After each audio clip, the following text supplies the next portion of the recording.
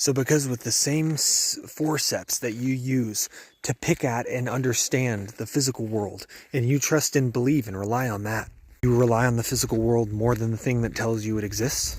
Yes, it's part of the physical world. I don't discount that it is an emergent, complex phenomena. It needs blood to function. Doesn't mean when you take the blood out of my brain, the consciousness was in the blood, and now when you put my blood somewhere, now my consciousness is over there. But you would say it's me. However, you wouldn't say that the photons and the atoms in that tree over there, even though you don't really fully understand what they are, kind of like how you don't understand consciousness, are separate from me. Why is my blood me, but that isn't? If the blood isn't giving me my consciousness, this is more part of a conscious experience for me than my blood is. It's just facilitating it. This is a direct perception of it. It's not a direct perception. I know nothing about that tree. I don't understand it at all. All I have is a bunch of abstractions that I think I know about it. I can see its color reflected off through the photons, and I could go over to it and touch it and interact with the atoms. That doesn't make it more part of my conscious experience other than now I'm interacting with it in a variety of different ways. You could smell the tree. That's like a new thing. I don't assume the tree is fake just because I don't understand its nature. Every aspect of my understanding and interfacing with that tree is a mental phenomenon. You bleed my brain dry, that tree is as good as fake. It's no longer real to me.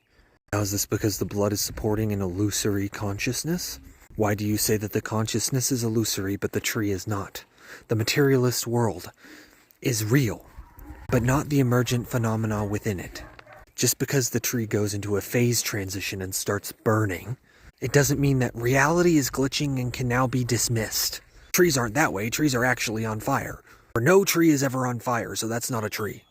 But if you had a hallucination, that was genuinely a hallucination, you thought it was, and it had no basis in reality, you would discount that as a glitch in the system. Just because it's not being the same that you understand it to be or think it should be.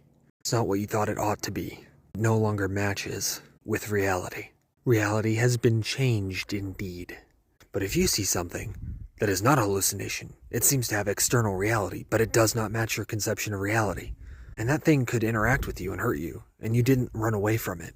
You are now discoherent with reality. That is as schizophrenic as seeing a hallucination and pretending it's real, giving reality to it. If you see a cryptid or a strange entity or phenomenon that you don't understand, and you assume it might have some harm to you, and you don't run, you're delusional.